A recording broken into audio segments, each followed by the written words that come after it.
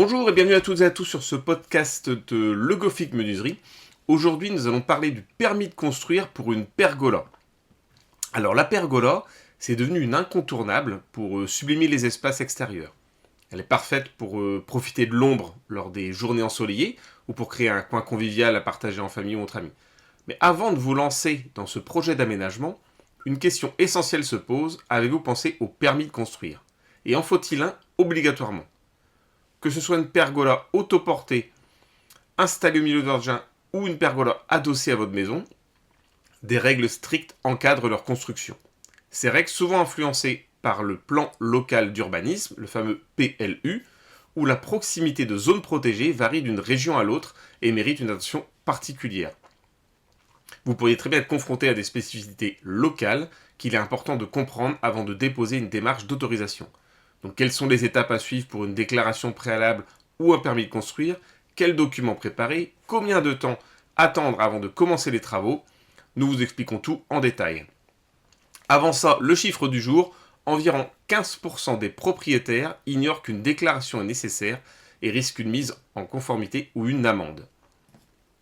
Alors, voyons déjà le permis de construire ou la déclaration préalable. Comprendre les règles en fait. Pour installer une pergola autoportée, il est nécessaire de réaliser certaines démarches.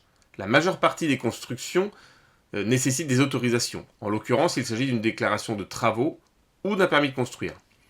Alors, voyons déjà pour la pergola autoportée. Vous souhaitez une belle pergola pour embellir votre jardin? Je peux qu'aller dans votre sens. Une pergola autoportée, c'est la liberté. Elle s'installe où bon vous semble. L'image est tout de même trompeuse quand on parle d'oasis en plein désert, mais nous sommes en Bretagne, rappelons-le. Alors, avant de vous projeter, il faut comprendre les règles du jeu. Oui, même pour votre petit coin de paradis, il y a des cases administratives à cocher. En France, les obligations dépendent de la surface de votre pergola. Voici comment ça marche. Moins de 5 mètres carrés, pas de formalité. Installez-la et profitez. Entre 5 et 20 mètres carrés, une déclaration préalable est nécessaire. Pour plus de 20 mètres carrés, là, il vous faudra un permis de construire. Et attention, comme je l'ai dit, les PLU, plans local d'urbanisme, jouent un rôle crucial.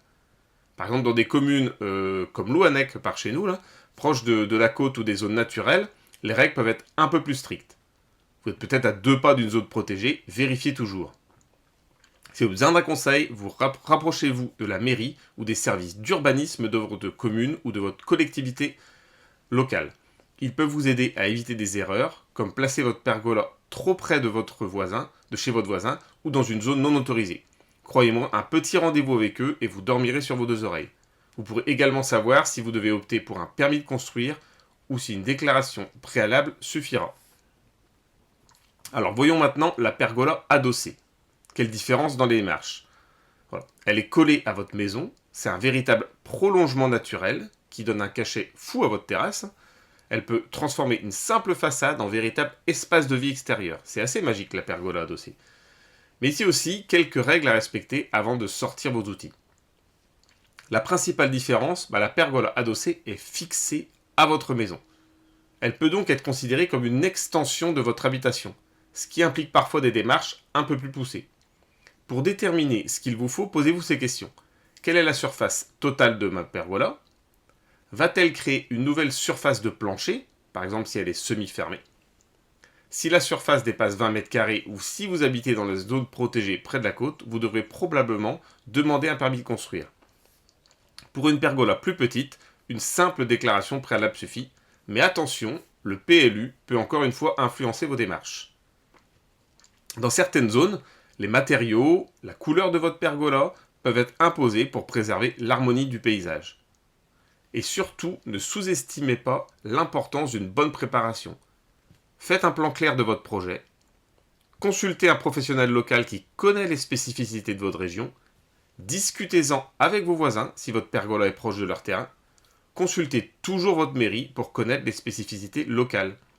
En respectant ces étapes, vous pourrez bientôt profiter de votre pergola, café ou thé à la main. Que demander de plus? Il est important de noter, encore un rappel, que ces règles peuvent varier en fonction de la commune et de la réglementation locale. Il est donc recommandé de se renseigner auprès de la mairie, de la commune où la pergola doit être installée. Voyons maintenant les démarches administratives pour votre pergola. Parlons de la déclaration préalable de travaux, une procédure simplifiée. On en a déjà parlé avant, même pour les petits projets, la déclaration préalable est souvent incontournable. Pas de panique, c'est pas une montagne à gravir, mais plutôt une formalité qui vous évitera bien des soucis à l'avenir. Vous ne voudriez pas qu'un drone de Google ou Géoportail survole votre terrain et prévienne les services concernés d'une nouvelle installation. Oui, c'est une réalité.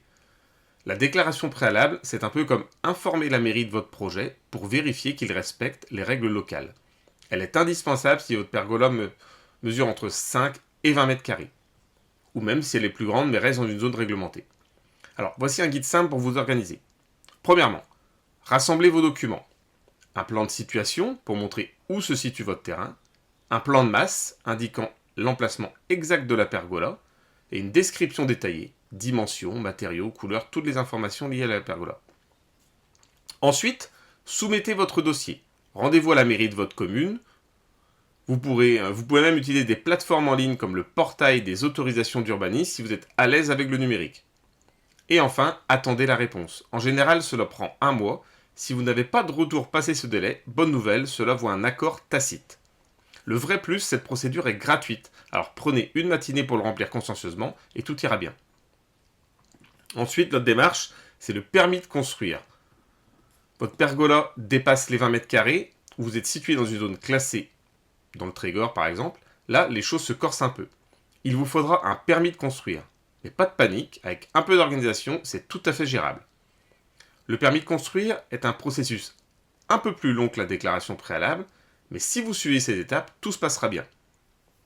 Téléchargez et remplissez le formulaire CERFA numéro 13406. Ce document est la base de votre demande. Ne vous inquiétez pas, il est assez intuitif. Ajoutez les plans nécessaires. Là, on entre dans le détail. Vous devez fournir un plan de coupe du terrain, une notice descriptive expliquant votre projet, des photos si votre terrain se trouve dans une zone protégée ou à proximité d'un monument historique. Une fois votre dossier prêt, déposez-le en mairie. Le délai d'instruction est généralement de 2 à 3 mois, alors prévoyez un peu d'avance dans votre planning. Et un conseil pratique, renseignez-vous sur les règles spécifiques de votre commune. J'insiste toujours là-dessus. Sur le littoral breton, par exemple, certaines communes ont parfois des restrictions sur les matériaux ou l'aspect extérieur des constructions pour préserver leur charme authentique. Si vous avez le moindre doute, prenez rendez-vous avec un agent du service d'urbanisme. Ils connaissent les ficelles et pourront vous guider. Au final, un permis de construire, c'est comme un passeport pour vos travaux. Un peu fastidieux, mais essentiel pour voyager en toute tranquillité dans votre projet. Poser une pergola, que ce soit à Lannion, Louannec ou ailleurs en France, c'est bien plus qu'un simple projet d'aménagement extérieur. C'est l'occasion de transformer votre maison en un véritable havre de paix, où vous pourrez profiter de moments de détente à l'abri du soleil ou de la pluie. Mais pour que ce rêve devienne réalité et sans accroc, il est crucial de respecter les démarches administratives. Et aussi de faire appel aux bons prestataires. Merci beaucoup pour votre attention. Je vous invite à découvrir tous nos conseils et astuces sur notre site menuiserie-legoffic.com. Et si vous habitez dans les Côtes d'Armor et le secteur de Lannion, n'hésitez pas à venir nous rencontrer directement au showroom pour une étude de votre projet. Merci encore et à très bientôt.